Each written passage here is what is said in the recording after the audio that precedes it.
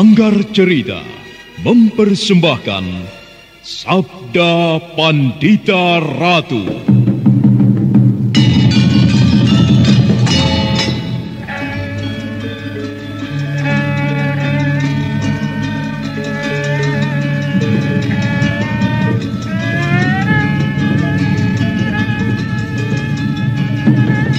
Kureguk anggur Mahadewa, kucicipi madu sabdanya. Bumi kuremas dalam genggamanku, matahari dan rembulan kutelan dalam perutku. Apakah mungkin aku akan menjadi bunga yang bisa kau petik dan kau sunting? Sementara jika layu, akan kau campakkan begitu saja, seperti cermin retak yang tak berharga.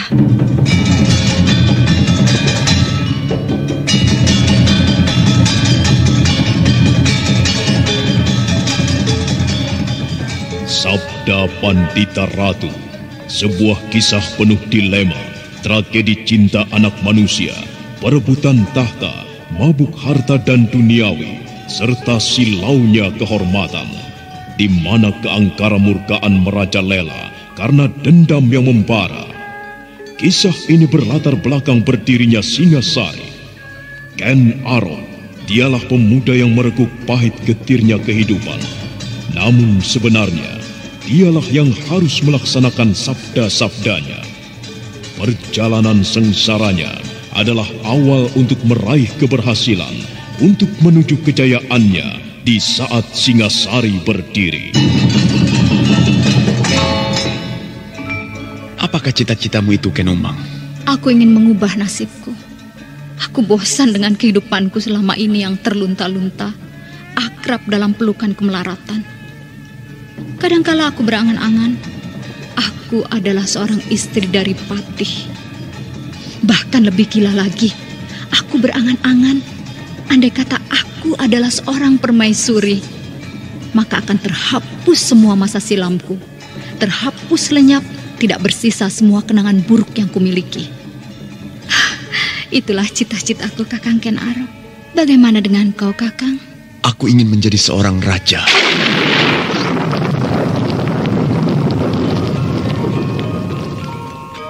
Sabda Pandita Ratu.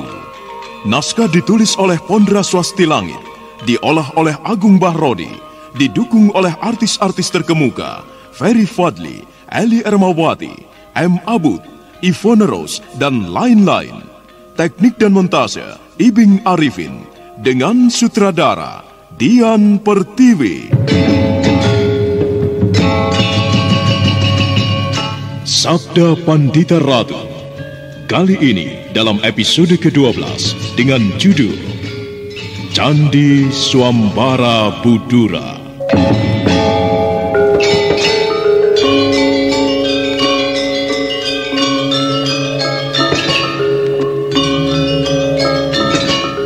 Dalam seri ke-355 ini dengan para pemain Jumali sebagai Juru Sungking, Ferry Fadli sebagai Kameswara, Rifki sebagai Ponco Taksoko, Susi sebagai Endang Wardatin, Ari Paharyani sebagai Nyai Rangganis, Hanis Yuliatri sebagai Endang Rudati, Elias dan Herman sebagai penduduk, dan Asdi Suhastra, pengantar cerita.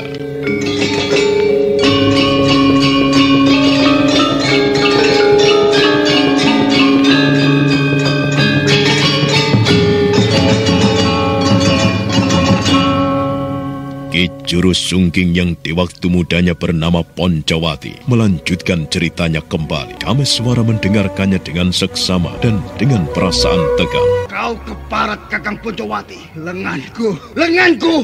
Kau putuskan lenganku. Aku sekarang cacat. Kemari kau, Kakang Poncowati. Aku harus membalas perlakuanmu. Lehermu yang harus aku babat sampai putus. Kemari kau, Kakang Poncowati. Ayo, kemarilah. Kemarilah engkau lelaki laknat. Kakang Poncowati, jangan lari kau. Kau bertindak pengecut macam betina kau. Ayo Kakang Poncowati, kemari. Aku protoli tubuhmu. Iblis kau. Duh, Yang Batara Agung. Agung, mengapa rumah ini menjadi seperti ini? Mengapa Hyang Batara? Kesalahan apa yang telah diperbuat oleh keluarga ini hingga kau menimpakan cobaan yang demikian beratnya seperti ini?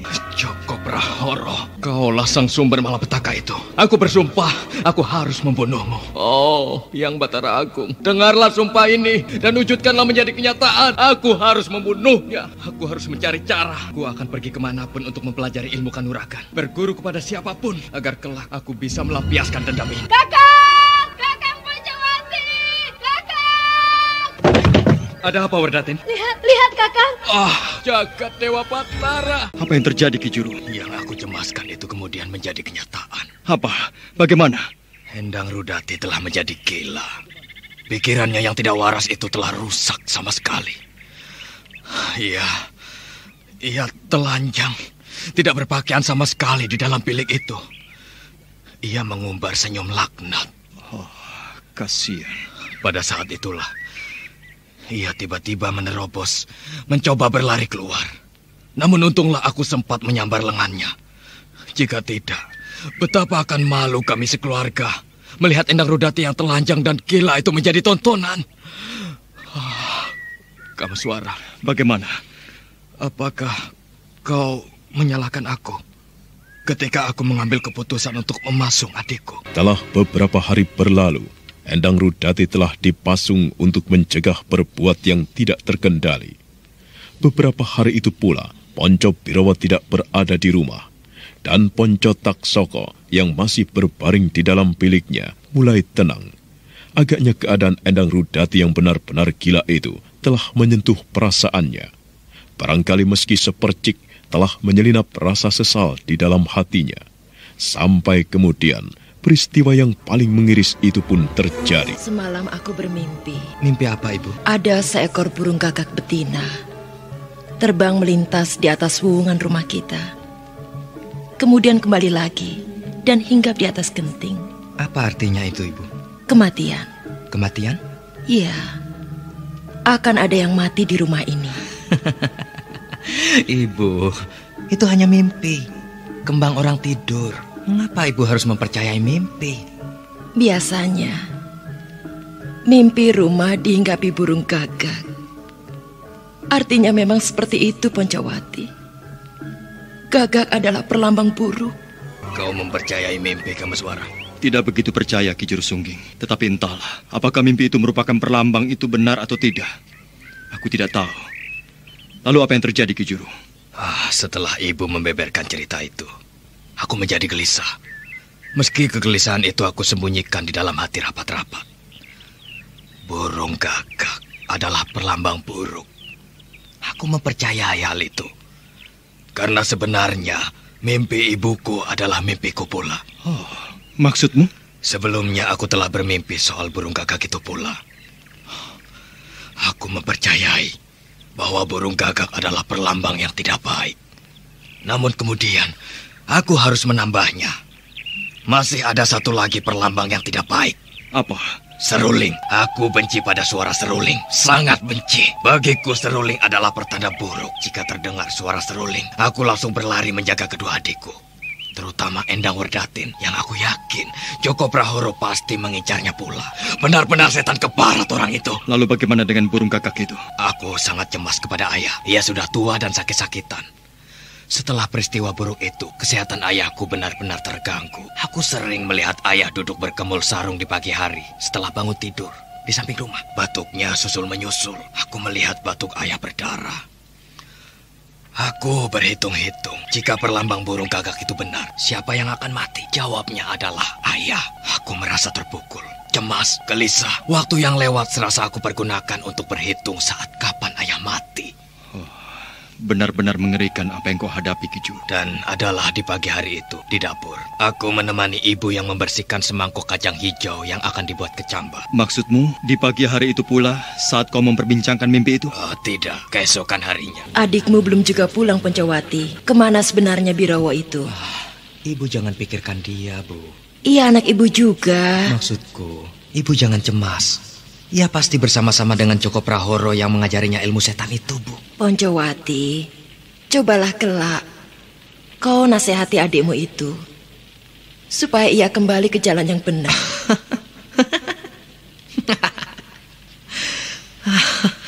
Apakah ia masih bisa dinasehati, Bu? Aku tidak yakin apakah bisa. Sedang suara ayah dan ibu saja tidak digubrisnya. Kau lihat Ponco Taksoko. Ia telah mulai tenang. Pikirannya telah menjadi bersih. Nampaknya ia mulai mawas diri. Aku tidak yakin ia bisa mengubah pikirannya. Racun busuk telah terlanjur mengotori hatinya, Bu. Di atas pendapatmu, masih ada yang Batara Agung. Jika Batara bermaksud membuka hatinya, bukan suatu hal yang sulit. Sudahlah, ibu akan mencuci kacang hijau ini. Besok lusa, kacang ini akan mulai mengecambah. Ibu! Ibu! Ibu!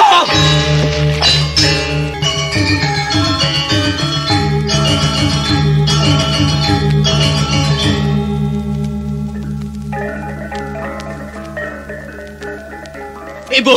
Ibu! Oh, Ibu, bangun Ibu. Jangan mati. Ibu! Ibu! Ibu! Jangan mati, Bu. Ibu? Ibu? Ibu! Ibu! Ibu! Ibu! Ibu! Bangun, Bu. Bangun, Ibu. Jangan tinggalkan aku, Bu. Ibu! Jangan tinggalkan aku, Bu. Ibu! Oh, yang Batara Agung. Ibu! Ibu! Jangan tinggalkan aku, Bu. Jangan tinggalkan Wirdatin sendirian, Bu. Jangan tinggalkan kami, Bu. Ibu! Tangis Endang Werdatin ternyata membuat semua orang di dalam rumah itu terkejut. Kiai Rangganis tergopoh-gopoh masuk dan kemudian berdiri termangu di sudut ruangan. Tidak terdengar apapun yang terucap dari mulutnya, tetapi bibirnya gemetar. Ponco Taksoko yang masih berbaring di pemparingannya memaksa diri untuk turun dan melihat apa yang terjadi. Ponco Taksoko termangu di pintu bagaikan patung. Apa yang terjadi di pagi itu mengundang beberapa tetangga untuk datang melayat. Kasian ya, bencana benar-benar menimpa keluarga Ki Rangganis. Malah petaka menimpa anak perempuannya. Dan sekarang istrinya mendahului menghadap dewa. Belum lagi Ponco Taksoko yang buntung tangannya berkelahi dengan kakaknya sendiri. Sebenarnya apa yang telah terjadi dan menimpa keluarga itu? Ya, aku kurang jelas. Tidak ada yang bisa bercerita dengan jelas atas apa yang telah menimpa keluarga Ki Rangganis itu. Nampaknya sebuah persoalan yang berat telah menyebabkan timbulnya perselisihan di antara anak-anaknya. Wah. Bahkan Ponco Birowo saat ini berada di mana tidak ada yang tahu. Apa? Endang Rudati kabarnya gila. Iya, dia dipasung. Jadi betul Rudati itu gila? Ya, kalau sudah dipasung seperti itu, apa artinya kalau tidak gila? Wah, sayang sekali ya. Padahal ya cantik seperti itu. Kamu ini. Tapi ya cantik kalau gila, apa artinya? Ya toh? Pikiranmu jangan mengarah ke situ. Kita semuanya mestinya ikut berprihatin atas musibah yang menimpa Ki Rangganis itu. Bagaimanapun juga, ya, Ki Rangganis adalah orang yang selama ini kita kenal ringan tangan. Iya. Banyak menolong orang lain. Ya sayang, di antara anak-anaknya ada yang suka mabuk-mabukan. Lah itu akibat salah bergaul. Keliru memilih kawan. Manakala matahari memanjat semakin tinggi, orang-orang banyak berdatangan ikut berbelasungkawa atas kematian Nyai Rangganis. Mereka menyelenggarakan upacara pembakaran mayat Nyai Rangganis dengan bergotong royong. Ada yang menyumbang kayu, beras, dan berbagai benda sebagai tanda belasungkawa.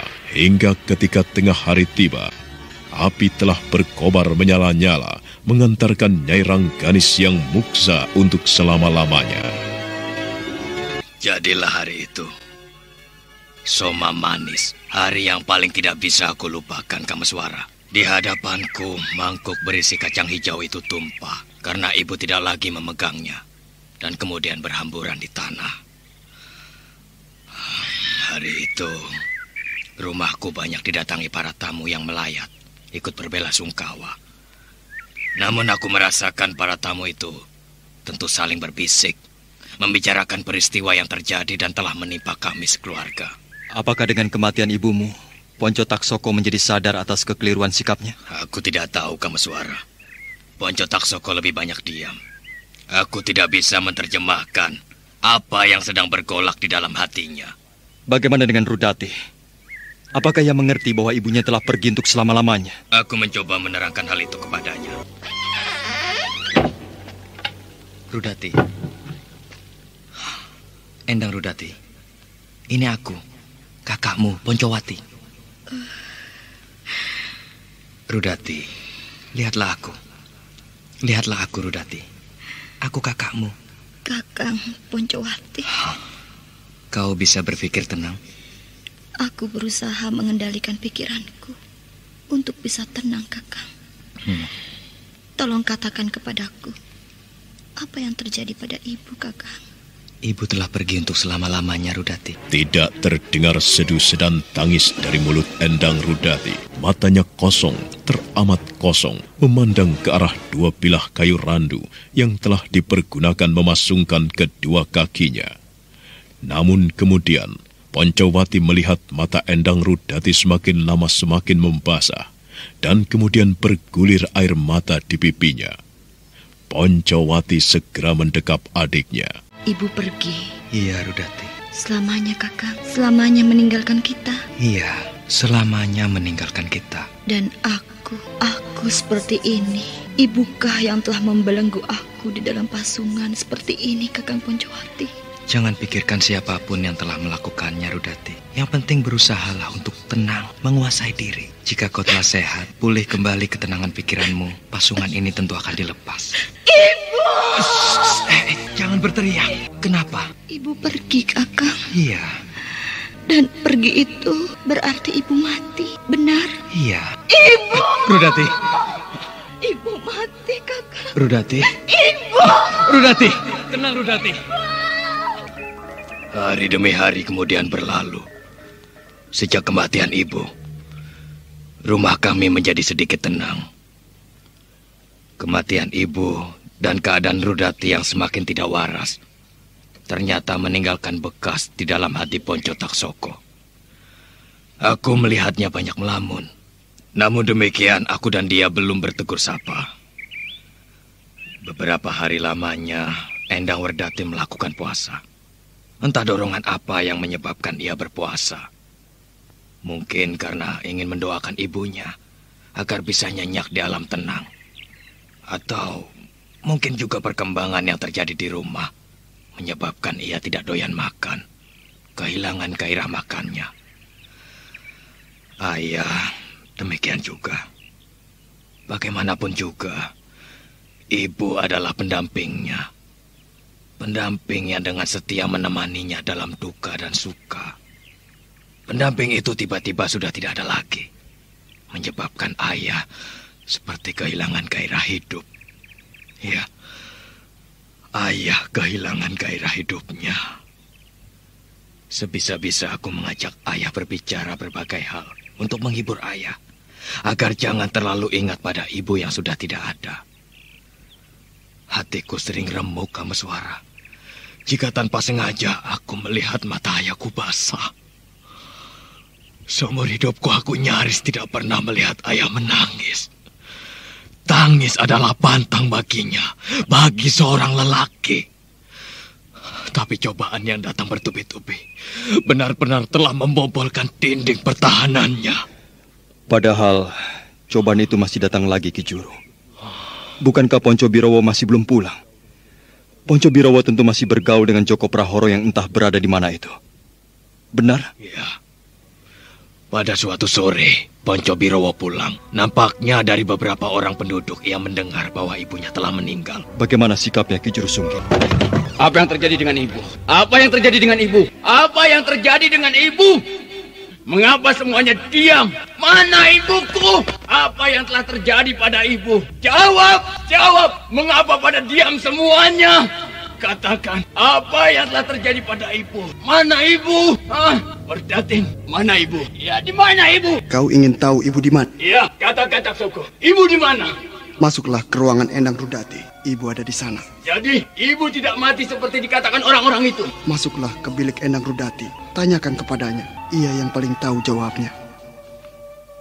Poncobirowo memandang ayahnya, memandang Poncowati, memandang Endang Merdatin, dan kemudian memandang pintu bilik Endang Rudati. Poncobirowo kemudian melangkah mendekati pintu, dan dengan tangan gemetar, dia membukanya. Pintu telah dibuka. Poncobirowo tidak melihat ibunya di dalam ruangan itu. Yang ada adalah Endang Rudati yang terbelenggu di dalam pasungan. Sesaat dadanya berdesir menyaksikan pemandangan itu. Poncobirowo kemudian melangkah mendekatinya. Rudati, mana ibu? Rudati, mana ibu? Jawab Rudati, di mana ibu? Kakang Joko Prahoro, kau baru datang, Kakang. Aku bukan Joko Prahoro. Aku kakangmu, Poncobirowo. Lihat aku dengan jelas. Aku Poncobirowo. Kakang. Aku mencintaimu, Kakang. Gila, edan kau Rudati. Endang Rudati memang telah gila, Kakang Poncobirowo. Dan kitalah penyebabnya. Ibu juga sudah tidak ada. Ibu mati. Kita pula penyebabnya, Kakang.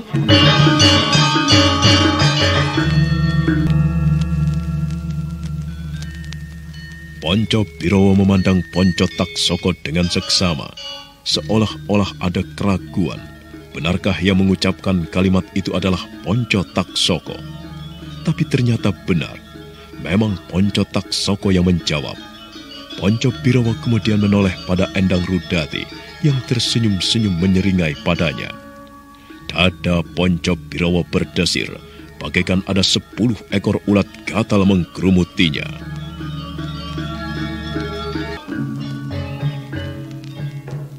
Bukan main, Ki Jurusungging. Engkau pasti terkejut melihat apa yang dilakukan oleh Ponco Taksoko itu. Benar, Kameswara. Aku memang terkejut. Semula aku telah menduga bahwa telah muncul cahaya dalam kegelapan hatinya. Namun aku tidak mengira bahwa Ponco Taksoko telah berubah sama sekali. Aku bisa membayangkan. Benturan-benturan yang terjadi di dalam hatinya telah membuka matanya. Tangannya yang buntung, kenyataan bahwa adiknya telah menjadi gila, disusul oleh kematian ibunya. Semuanya itu membuatnya sadar, terbuka mata hatinya. Aku terkejut melihat sikap Ponco Taksoko itu. Dan kemudian aku merasa terharu. Seketika itu pula, aku merasa menyesal setengah mati telah menyebabkan terputusnya lengannya, menyebabkan ia cacat. Tiba-tiba aku berpikir bahwa selagi namanya manusia, pasti akan mengalami kekeliruan. Dan meski Ponco Taksoko telah tergelincir, namun ia berhasil menemukan dirinya kembali. Lalu bagaimana setelah Poncobirowo mendengar jawaban Ponco Taksoko itu? Bagaimana? Ketika itu, senja hari telah berada di pelukan remang-remang. Demikian Poncowati mengingatnya. Dalam temaram senja, bulan bersinar terang memancarkan cahayanya di sela-sela berlarak janur dan pepohonan yang lain. Seolah alam ikut merasa prihatin dengan apa yang terjadi. Apa maksudmu, Taksoko? Maksudku sudah jelas, Kakang. Kita berdua telah membunuh ibu. Kau gila! Kau sudah tidak waras, Ponco Taksoko. Kita berdua yang selama ini tidak waras, Kakang Poncobirowo. Sehingga ketika aku kembali dalam keadaan waras, kau melihatnya sebagai tidak waras. Tetapi yang jelas, ibu meninggal karena kita. Kitalah penyebabnya, Kakang.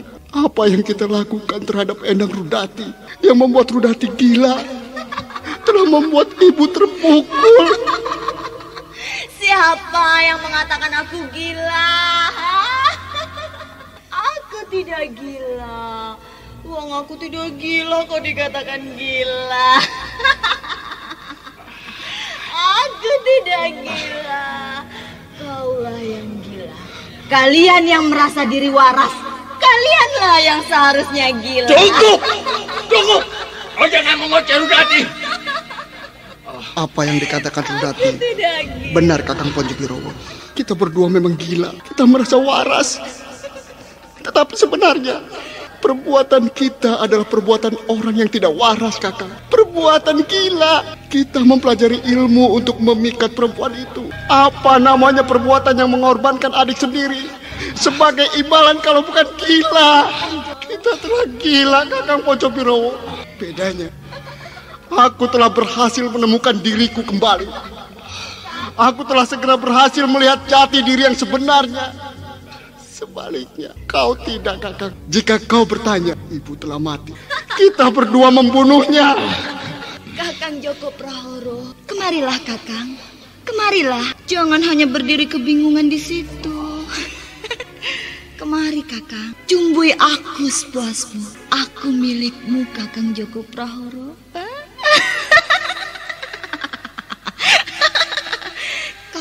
Kau tampan, Kakang Prahoro. Tetapi kenapa hidungmu seperti jambu begitu? Diam! Diam! Diam kau perempuan Sundal! Kita berdua yang telah membuatnya menjadi perempuan Sundal, Kakang Birowo.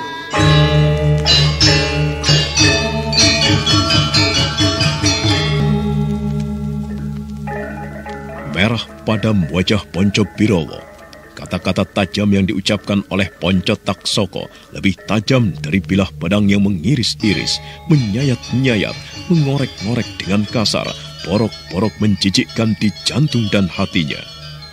Bibir Ponco Birowo komat kamit, gemetar, namun tidak terdengar kata-kata yang terucap. Ponco Birowo nampak berperang dengan dirinya sendiri. Sebuah perang yang dahsyat, melebihi perang antara dua pasukan segelar sepapan.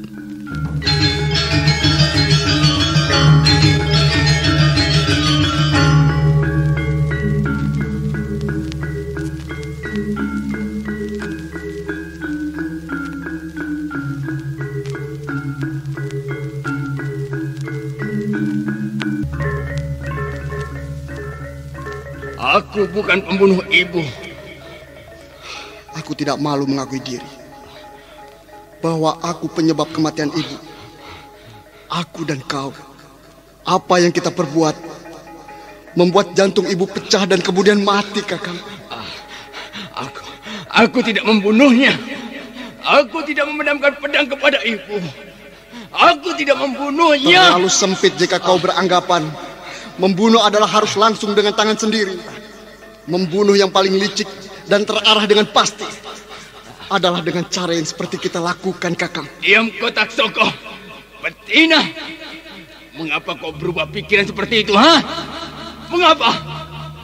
Mengapa kau sekarang jadi perempuan pinjungan? Mengapa? Karena sekarang aku telah sadar bahwa aku salah. Setelah tangan kananmu buntung seperti itu.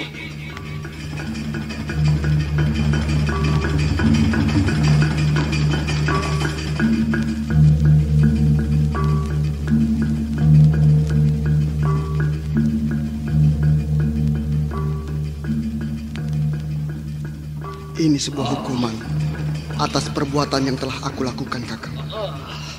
Yang mengakibatkan Rudati keadaan seperti itu. Mengakibatkan tanganku seperti ini. Mengakibatkan kematian ibu. Mengakibatkan rumah ini menjadi neraka yang panas.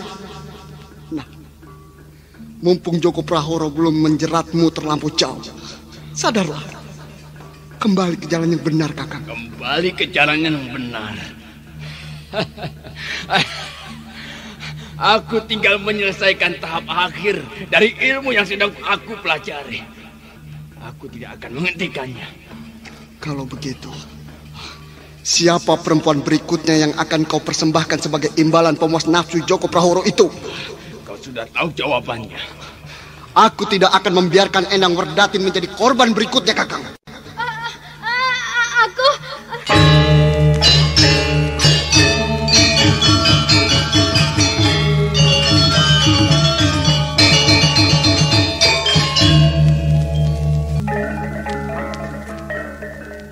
Endang Werdatin tersentak kaget dan ketakutan, bergegas berjalan mendekati Poncowati dan kemudian memeluk lengan kakak sulungnya itu. Poncowati yang semula memang telah menduga adanya kemungkinan Werdatin akan menjadi sasaran nafsu kebinatangan Joko Prahoro berikutnya, ternyata masih juga kaget manakala Ponco Taksoko mengucapkannya. Kiai Rangganis yang terlalu lama merasakan kepedihan jatuh terduduk melorot setelah berpegangan pada cagak rumah.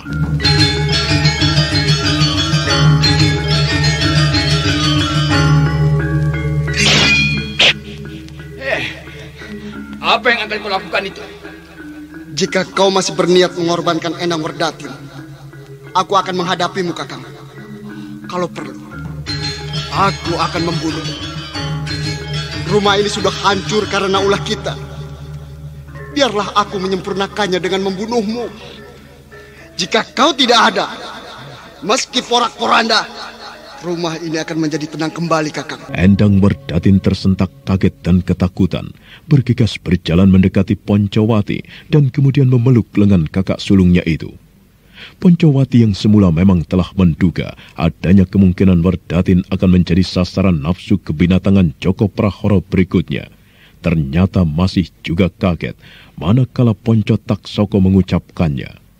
Kiai Rangganis yang terlalu lama merasakan kepedihan jatuh terduduk melorot setelah berpegangan pada cagak rumah.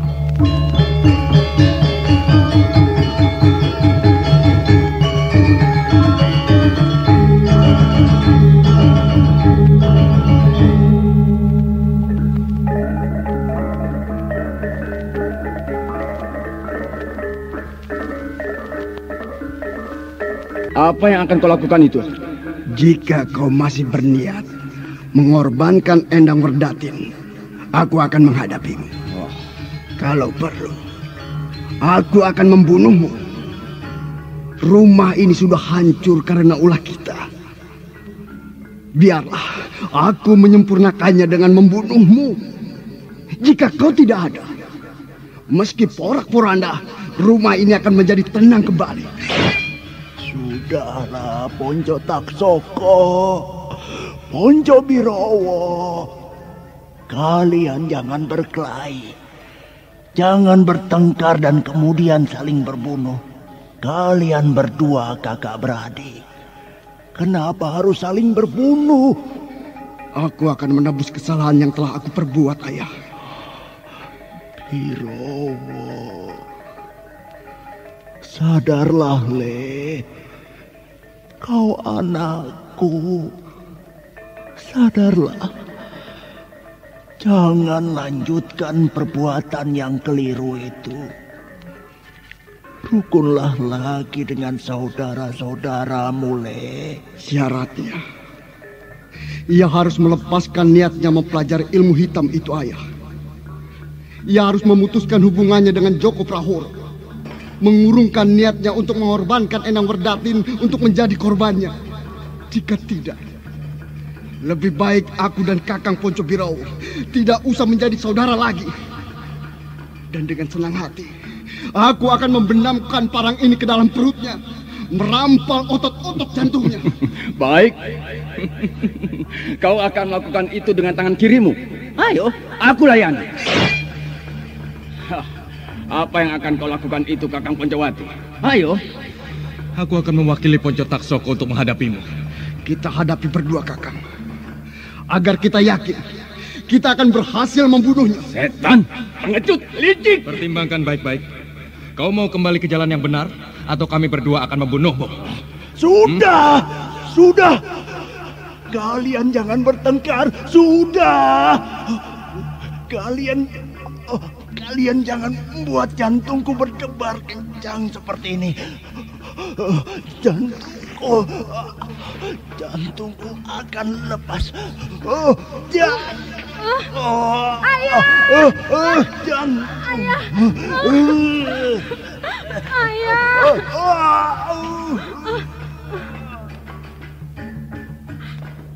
Kalian semua benar-benar keterlaluan. Kalian tidak tahu diri. Baru saja kita kehilangan ibu karena tidak tahan melihat apa yang terjadi di rumah ini. Apakah akan kita ulangi dengan kematian ayah? Berhentilah kalian. Berhenti. Jangan berkelahi.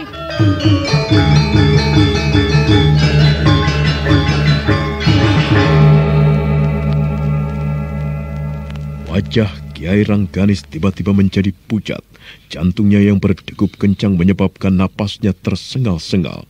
Dan teriakan kemarahan Endang Werdatin ternyata memiliki wibawa yang luar biasa. Bagaikan tersihir ketika lelaki bersaudara itu menyarungkan kembali pedang dan parangnya ke dalam sarungnya masing-masing. Kiai Rangganis yang seperti tidak tahan lagi menghadapi keadaan yang terjadi, ngelumpruk tanpa tenaga, teronggok lunglai di pelukan Endang Werdatin. Poncowati segera bergegas mendekatinya. Namun... Suara seruling. Kakang Joko Prahoro. Itu suara alunan seruling Kakang Joko Prahoro. Kakang, kemari Kakang, bebaskan aku dari pasungan ini. Bebaskan aku, Kakang Joko Prahoro. Bebaskan aku. Kakang. Werdatin, kenapa? Seruling itu Kakang ditujukan kepadaku. Endang Werdatin, apa yang kau rasakan? Suara seruling itu ditujukan kepadaku, Kakang. Bertahanlah, kau mempunyai iman yang kuat. Lawan suara seruling itu. Kalau kau tidak berhasil, ingat nasibmu akan sangat buruk seperti Rudati. Kau mengerti? Aku mengerti, Kakang. Kakang Joko Prahoro, suamiku. Lepaskan aku, Kakang. Aku tahu kau akan menjemputku. Lepaskan aku, Kakang. Bawa aku terbang ke bulan, Kakang Joko Prahoro. Kakang Joko Prahoro, lepaskan aku, Kakang. Diam kau, Rudati. Kakang Joko Prahoro, jemput aku, Kakang. Bebaskan aku. Aku akan mengabdi kepadamu. Ayo, bebaskan aku, Kakang. Cepat, Kakang. Kakang Joko Prahoro, cepat. Diam kau, Rudati. Diam. Ia mempengaruhi otakku. Kakang. Ia mempengaruhi otakku. Ia memintaku menemuinya. Jangan kau turuti, Werdatin. Kau harus bertahan. Bertahan. Ingat nasibmu. Nasibmu akan buruk sekali jika kau turuti pengaruh seruling itu. Ayo. Duduk. Duduklah bersila. Tenangkan hati dan gejolak perasaanmu. Jangan kau pedulikan alunan seruling keparat itu. Hei, Joko Prahoro, hentikan suara serulingmu itu. Hentikan, Joko Prahoro.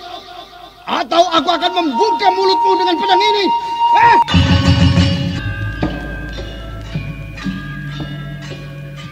Joko Prahoro itu muncul lagi? Iya, Joko Prahoro muncul lagi. Kali ini perbuatannya benar-benar gila. Alunan serulingnya melengking, meliuk-liuk, menaburkan kendam yang kuat sekali. Menusuk langsung ke pusat pikiran adikku, Endang Werdatin, dan juga Endang Rudati. Endang Rudati yang berada dalam pasungan berusaha sekuat tenaga untuk membebaskan diri. Hingga kedua kakinya luka berdarah. Sementara itu, meskipun Endang Werdatin bertahan setengah mati, namun makin lama kekuatan yang tersimpan dalam alunan seruling itu tidak bisa dilawannya. Tatapan matanya berubah lain sama sekali, Kamaswara. Ia berdiri dan membuatku cemas sekali. Endang Werdatin telah berubah sama sekali. Ia berjalan dan aku serta Ponco Taksoko Pontang Panting berusaha mencegahnya. Ia meronta-ronta. Di dalam keadaan yang demikian itulah peristiwa yang luar biasa itu terjadi. Apa? Alunan seruling itu lenyap seketika, manakala mendadak terdengar auman singa. Ken Arok. Iya, anak yang masih muda sekali itu muncul. Auman yang menggetarkan itu telah membebaskan Endang Werdatin sama sekali. Aku yang sudah tidak cemas lagi terhadap keadaan Endang Werdatin segera melangkah keluar menyaksikan apa yang terjadi. Dan ternyata benar. Di sana telah berdiri lelaki yang sangat aku benci itu, Joko Prahoro. Dan di depannya berdiri seorang remaja yang matanya bersinar kebiru-biruan, bahkan kemerah-merahan. Ken Arok. Waktu itu ia masih remaja? Benar, ia muncul menjadi dewa penolong kami. Apa yang dilakukan oleh Ken Arok itu, Ki Juru Sunggi? Ia melakukan sesuatu yang tidak masuk akal. Siapa kau? Namaku Ken Arok. Aku tidak perlu bertanya siapa namamu. Hei, apa maksudmu? Aku bernama Ken Arok karena ibuku Ken Endok memberi nama aku Ken Arok. Tetapi sebaliknya kau, namamu Joko Prahoro adalah sebuah nama yang tidak lumrah. Kau bisa menggunakan nama apapun, seperti engkau berganti pakaian. Hei, kau tahu siapa aku? Kau tidak begitu penting bagiku. Namun sepak terjangmu selama ini membuat aku muak. Hei, anak kecil, sadarkah kau dengan siapa kau sedang berbicara? Aku sadar sepenuhnya dengan siapa aku sedang berbicara. Sebaliknya kaulah yang tidak sadar dengan siapa kau sedang berbicara. Bocah lancang tidak tahu diri. Nasibmu menjadi sangat buruk karena kau berani menggangguku. Terbalik, nasib mulai menjadi sangat buruk karena kau mempunyai perilaku buruk dan ketahuan Ken Arok. Aku, Ken Arok, paling tidak suka dengan perbuatan seperti yang kau perbuat itu. Kurang ajar, kau tidak mengenal siapa Joko Prahoro rupanya. Kau akan mati di tanganku. Kau yang tidak kenal dengan Ken Arok, nasibmu menjadi sangat buruk karena kau tidak mengenalku. Nah, bersiaplah. Aku akan menghukummu. Menghukumku? Iya, aku akan membuatmu jerah dan tidak akan melakukan perbuatan tidak terpuji itu. Aku akan menghapus kemampuanmu menggunakan ilmu seruling setan itu. Apa yang baru saja kau perbuat? Joko Prahoro terkejut ketika pemuda yang masih remaja di depannya itu mengaum seperti seekor singa. Masih tersisa gigi-giginya yang menyeringai dan tatapan matanya yang kemerah-merahan. Sadarlah Joko Prahoro, meskipun yang dihadapinya masih anak-anak, tetapi Ken Arok itu tidak bisa diremehkan. Joko Prahoro segera meniup serulingnya.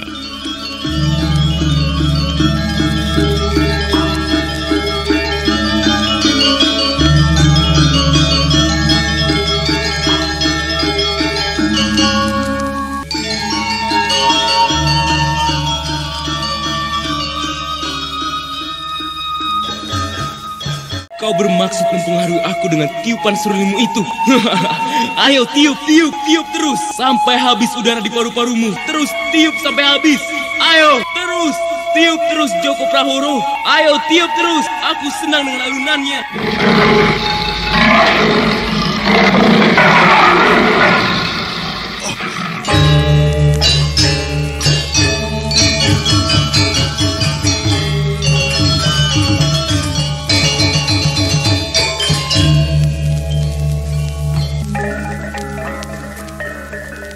Itulah Kameswara yang dilakukan oleh Ken Arok itu sangat mengejutkan.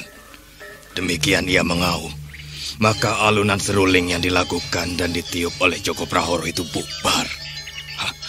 Dasar seorang anak. Ken Arok hanya tersenyum-senyum melihat ulahnya. Iya, aku mengenal Ken Arok dengan baik. Aku mengenal ulahnya yang ada kalanya mampu berbuat yang tidak terduga. Akan tetapi, aku mengenal Ken Arok ketika Ken Arok telah dewasa di padang karautan. Bagaimana kehidupan Ken Arok saat masih anak-anak, masih remaja, aku tidak tahu. Kemudian apa yang dilakukan oleh Ken Arok terhadap Joko Prahoro itu? Tentu saja Joko Prahoro menjadi sangat marah. Lanjutkan kembali ceritamu, Ki Juru Sungging. Ceritamu semakin lama semakin menarik perhatian. Apalagi karena pengalamanmu itu bersinggungan dengan Ken Arok, bersinggungan pula dengan aku. Bagaimana? Bagaimana Prahoro? Kau masih mencoba kekuatan palsu dari serulingmu itu. Tidak mempan jika kau pergunakan terhadapku. Aku lebih senang jika kau menggunakan pedangmu itu. Bocah lancang, iblis laknat, aku bunuh kau. Silakan. Pedang panjang.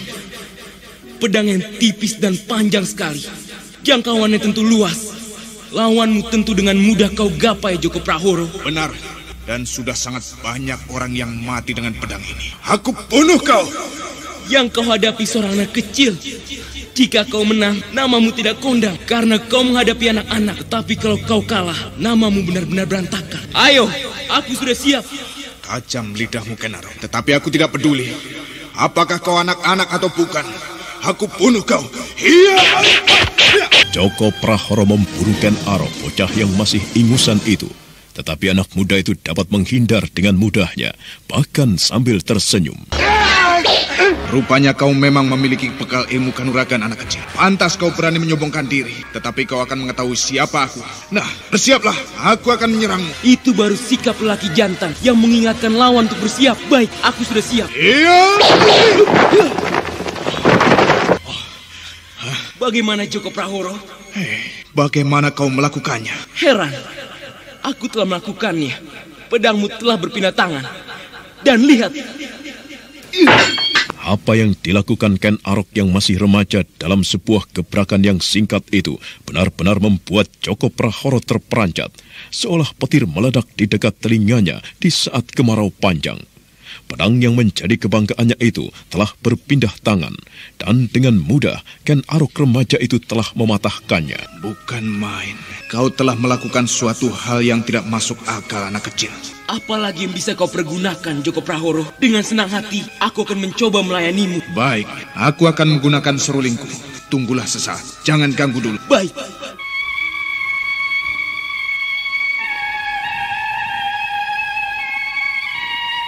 Kak, ular banyak sekali. Bagaimana, Ken Arok? Bukan main. Ternyata kau memang orang yang berbahaya, Joko Prahoro. Sangat berbahaya. Karena kau mempunyai kemampuan mengendalikan ular-ular, binatang yang berbahaya. Kau lihat, apa jenis ular yang tengah mengepungmu itu? Iya, aku melihatnya. Beberapa ada yang dari jenis ular weling, tidak seberapa besar. Kulitnya bergelang-gelang melingkari penampang tubuhnya dengan warna hitam putih. Sepengetahuanku, orang yang digigit oleh ular itu pasti akan mati dalam waktu sekejap. Racunnya akan menghancurkan susunan syaraf dan darah. Meski kau masih anak-anak, namun pengetahuanmu tentang ular ternyata cukup luas, Ken Arok. Dan yang itu, ular yang paling ditakuti siapapun. Namanya sendok atau centong. Ular yang kepalanya berbentuk centong, alat penyeduk nasi. Semburannya saja mampu membutakan mata. Kemudian gigitannya mengantarkan korbannya pada kematian hanya dalam tempo yang sekejap. Ya, tepat sekali. Tetapi menurutku, yang paling berbahaya adalah ular itu. Namanya mamba atau si mamba hitam. Ia adalah raja dari segala jenis ular. Bentuknya yang pendek, seolah tidak punya buntut. Sulit diketahui mana kepala dan mana ekor, menjadikannya ular yang sangar. Tepat, Ken Arok. Si pendek hitam itulah yang paling berbahaya. Nah, apa yang bisa kau lakukan sekarang? Dengan perintahku, aku mampu membuatmu merasakan kematian yang paling sempurna. Kematian yang menyakitkan. Dengan serulingku ini kalau perlu, aku seorang diri mampu menghadapi pasukan segelar sepapan dengan ular-ular. Iya, aku percaya. Aku percaya. Dari mana kau mendapatkan kemampuan seperti itu? Orang bersorban yang datang dari tanah seberang yang telah mengajariku. Orang bersorban dari tanah seberang? Iya. Bukan main. Iya, aku pernah mendengar cerita tentang orang bersorban yang berasal dari seberang lautan, yang mempunyai kemampuan bermain-main dengan ular. Menjadi guru muka orang itu. Iya, hanya untuk beberapa saat saja. Kenapa? Orang itu telah aku bunuh. Aku tidak ingin ada orang yang mempunyai kemampuan sama denganku. Kau ternyata benar-benar orang yang sangat kejam, Joko Prahoro. Membuatku menjadi semakin muak kepadamu. Nah, gunakanlah ular-ularmu itu untuk menghadapiku.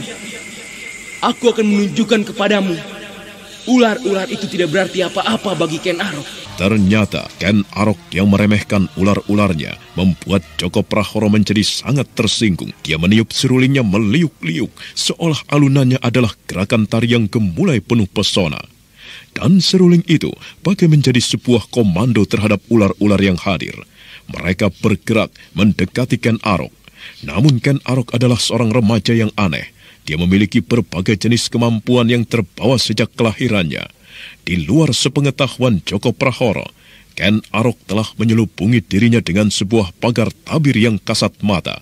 Ular-ular itu bergelimpangan dan berkelojotan ketika menyentuh tabir yang telah dibangunnya. Joko Prahoro terlambat menyadarinya, hanya tinggal beberapa ekor ular saja yang tersisa. Gila! Hei, bocah kecil! Bagaimana kau melakukannya? Ular-ularmu bergelimpangan. Iya, tetapi bagaimana kau melakukannya? Bagaimana aku melakukannya, itu bukan urusanmu. Nah sekarang, giliranku yang berbicara. Awas, jangan kau coba-coba lari dari tempat ini. Kalau kau berani melarikan diri dariku, kau akan mengalami nasib buruk seperti ini. Aku mampu mengejarmu. Aku mampu juga menyerangmu dari jarak yang sangat jauh. Oleh karena itu, Jangan mencoba lari dariku. Berdirilah di tempatmu.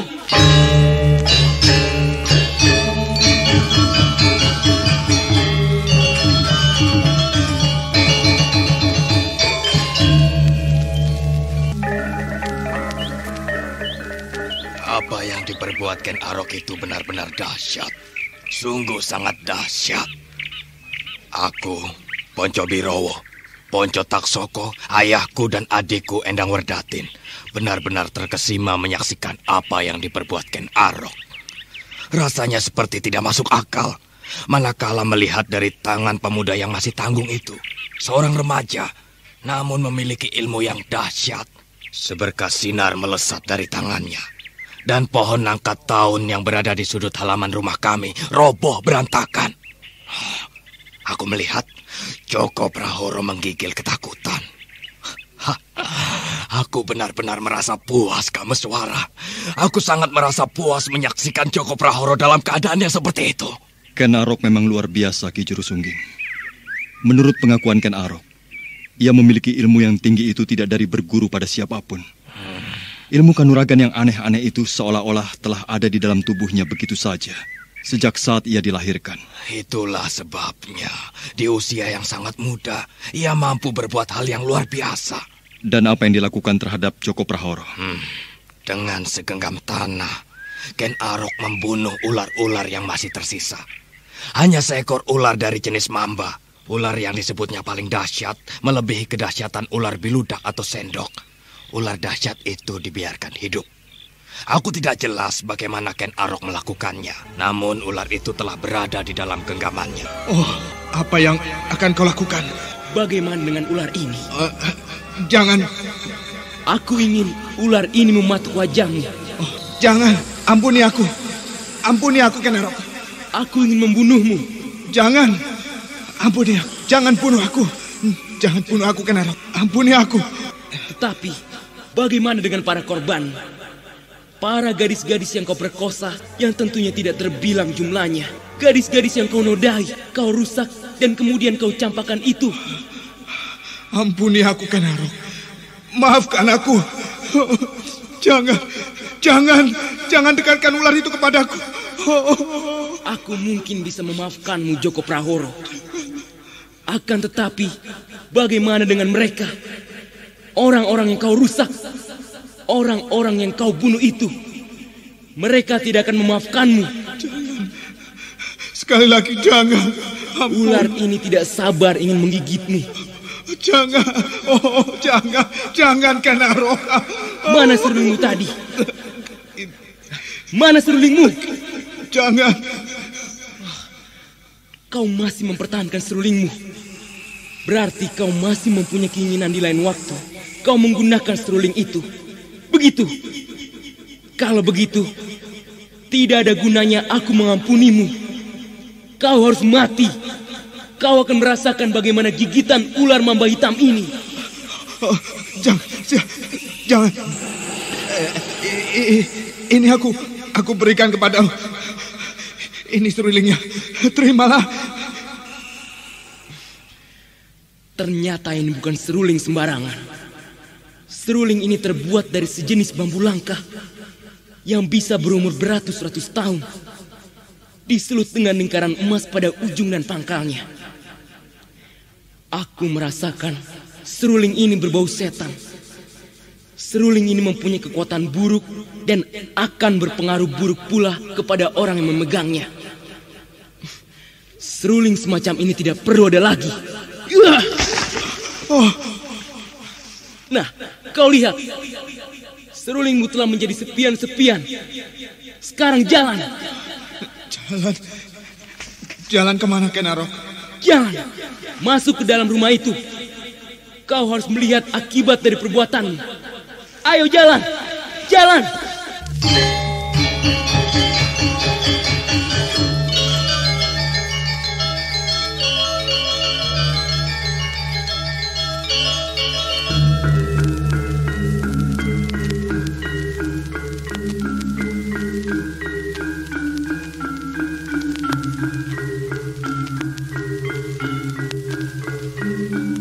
Ken Ken Arok yang masih muda belia itu mendorong Joko Prahoro yang ketakutan terhadap ular yang dipegangnya. Joko Prahoro tidak mempunyai pilihan lain lagi. Dengan kepala menunduk, Joko Prahoro terpaksa melangkah menuruti perintah Ken Arok. Tetapi... Bunuh saja dia. Ia bukan manusia, tapi binatang. Ia sejenis iblis. Nah, kau dengar Joko Prahoro. Tentu masih banyak lagi yang menyimpan dendam seperti itu. Tentu banyak lagi yang menghendaki kematianmu. Ayo jalan. Baik.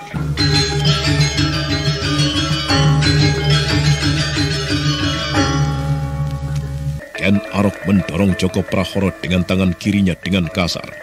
Joko Prahoro nyaris jatuh terhuyung-huyung. Poncowati, Ponco Taksoko, dan Endang Werdatin mengikuti dari belakang. Sedangkan Ponco Birowo masih berdiri termangu di halaman. Seolah berusaha merenungkan apa yang terjadi, Kiai Rangganis yang merasa dadanya sesak duduk di amben tritis rumah dan tidak ikut menyaksikan apa yang akan terjadi di dalam. Endang Rudati yang berada di dalam pasungan tersentak kaget ketika melihat Joko Prahoro digiring memasuki biliknya.